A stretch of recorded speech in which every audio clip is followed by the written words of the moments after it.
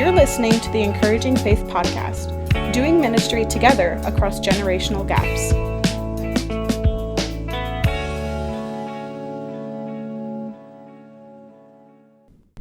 Hey, I'm Doug Munton, and this is the Encouraging Faith podcast. We're delighted to have you with us. I'm the pastor at First Baptist Church of O'Fallon, Illinois, and we'll talk a lot about ministry things. And if you love the church, if you love ministry, if you care about the things God's doing through the church and in the church and for the church, this is for you. And I am joined by my buddy here, Mariano Sarabia. Yes. So, I'm Mariano. you are. do student ministry here at FBCO. Get to serve students from 6th to 12th grade and their families. I've been here for about 4 years, going on 4 years. All right. So, Mariano, how long have I been the pastor here? This is your little quiz. Man. Come on, man. Is it like 29 years? 29 years. It's right. 29 years. Let's go. Yeah, I did not study. Awesome. I didn't study. So I'll tell a little bit about myself. In fact, I'll see what Mariano knows. So where did I grow up? What state did I grow up in? Illinois. State of confusion. But I also grew up in Illinois. You're right. In Illinois. Where did I go to? And I went to what college? Wheaton. Wheaton College up in Chicagoland. Go Wheaton College football team. Come on, baby. Bring it, guys. And then to seminary where? Oh, you went to Ensign, Texas. Southwestern Baptist Seminary, Fort Worth. 21 years old. Vicky and I get married, moved off to Texas to start seminary. Yeah. Stayed there for 14 years. Came back here 29 years ago. So there you have it. That's the full story. That's the full story. That's all I got. How about you, Mariano? Yeah, so I grew up in Belleville, Illinois, born and raised there. By the way, O'Fallon is in the suburbs of St. Louis. We're in Illinois side, but people assume Chicagoland. But there's more to Illinois than Chicago. Not just Chicago. St. Louis suburbs. St. Louis suburbs. Grew up in Belleville. Spent some time in San Francisco, where my family is from. My dad came back here. Grew up, went to school here, college at Liberty University. Got a bachelor's in religion. And then I'm currently in seminary online at Liberty as well, working on my MDiv. So we're going to talk a little bit about kind of intergenerational ministry today and a little about why that matters and what that's about, what that looks like. So I'm older than you, Mariano. Were you aware of that already? I'm older than you. I did notice that. Yes, I am older than you. So I'm 64. Just super young, 64. Look at huh? You just had a birthday. How old are you? No, birthday in April. You don't even. Your anniversary. That was even earlier. That was in. You don't know anything. You don't know anything. How old are you, Mariano? 25. So we're at different generational ages here, aren't we? Yep. So like, what?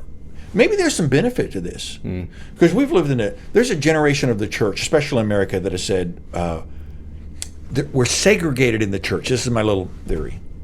We're segregated in the church, not so much by race anymore, but we're segregated by age in many ways, where we just have churches that we're just going to be like people just like us. So why would it matter? Let's talk about that in a moment. First, tell me what do you learn from an older guy, and then I'll talk about what I learned from a younger guy. Yeah, there's a lot that you could learn and that I'm learning right now, but the biggest one that I think of is perspective. Every generation is going to have a perspective of how they view life, the environment that they grew up in. And so me being Generation Z. You're a Z? At the top end. I did not even know. Of Gen Z. I did not know. Very, like, first year. There's so many letters I can't keep up with. I think is it Baby Boomer 2, maybe? I'm at the end of it or something. I think you're Generation Jones is what they would call it. But okay. Yeah, you're around there. So we each have perspectives and ways we're looking at life.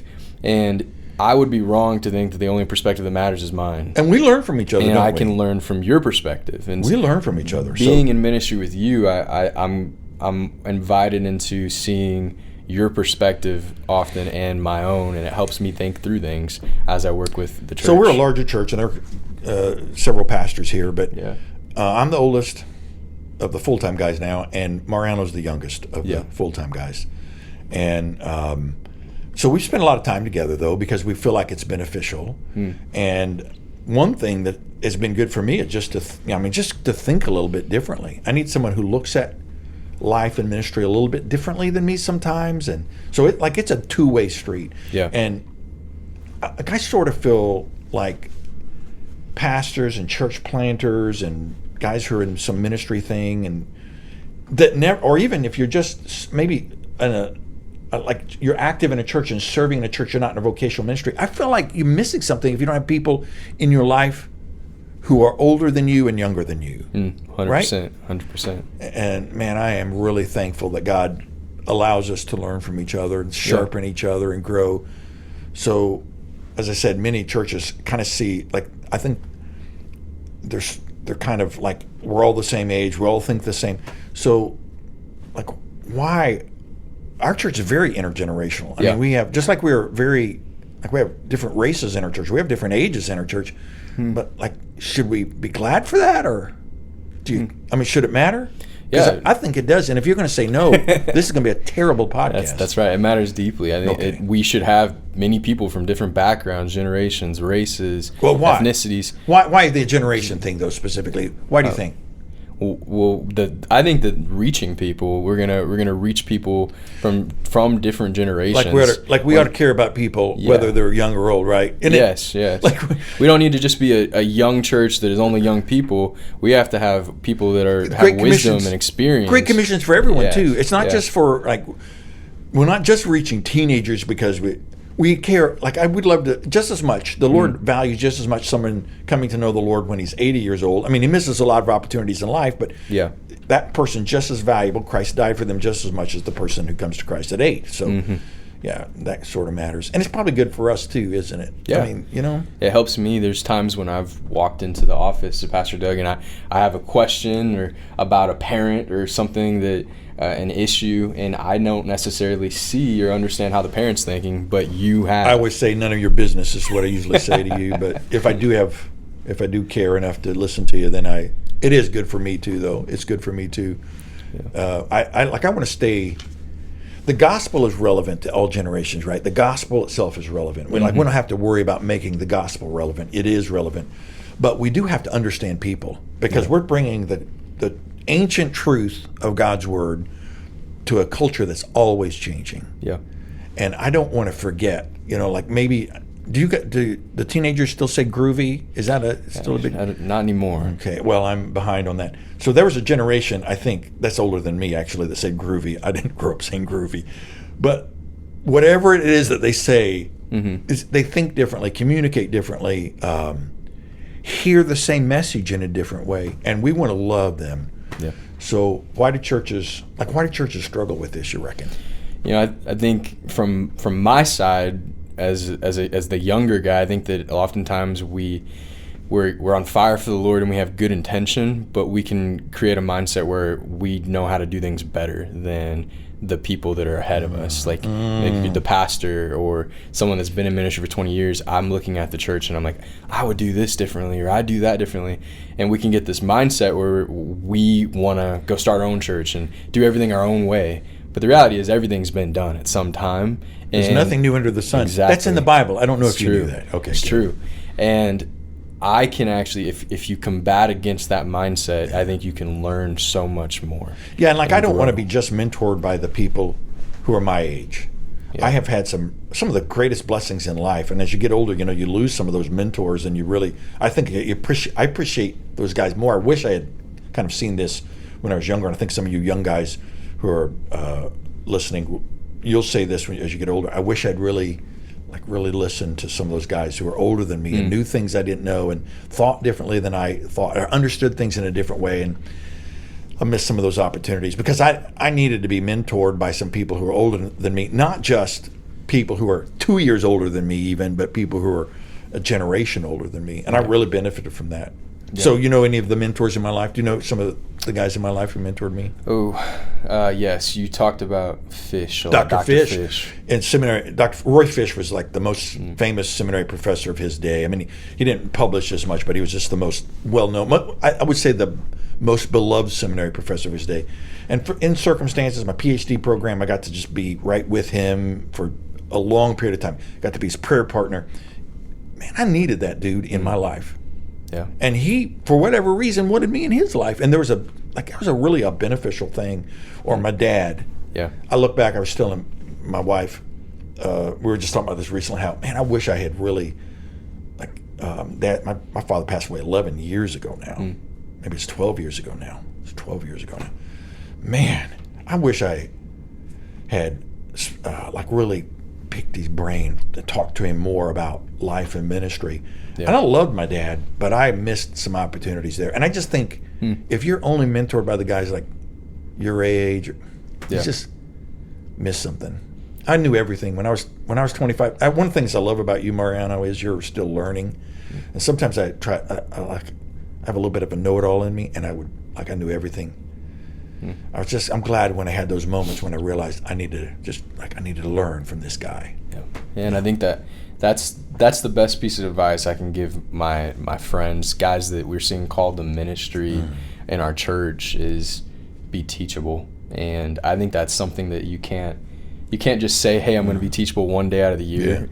But I have to tell myself every day, I'm going to do the best to learn. And there's going to be moments when I feel like I know how to do something better, but I still can learn. There's a whole bunch of young guys in our church that are exploring a call to ministry. And in fact, you came from our church into becoming our youth. What were you first? Intern or something like that? Resident, student intern? Something resident, like that. And then now student pastor.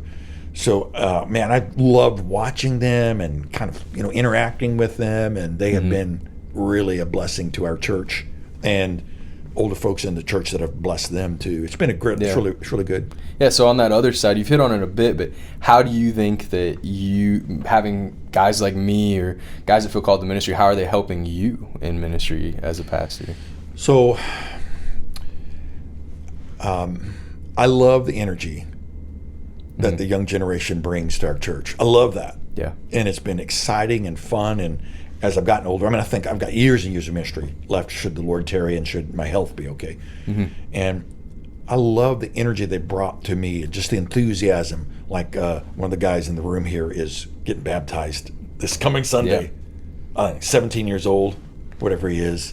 I'm sorry, I'm talking about him right behind. He can hear me, but he can't. Don't say anything because you're not allowed to say anything. I love that, man. It's just it's fun for me, exciting for me, and I get to be a little part of that. So here's what I think the older generation ought to do, and here's what I think the younger generation, and then you tell me how you think about this. I think the younger generation needs to be like, I need to be teachable, humble. I don't know everything. Yeah. I think the older generation says, I need to give. Like if anyone's going to give in this relationship, it's going to be me. I'm going to give on whatever it is, music or preferences, or I'm going to be the guy.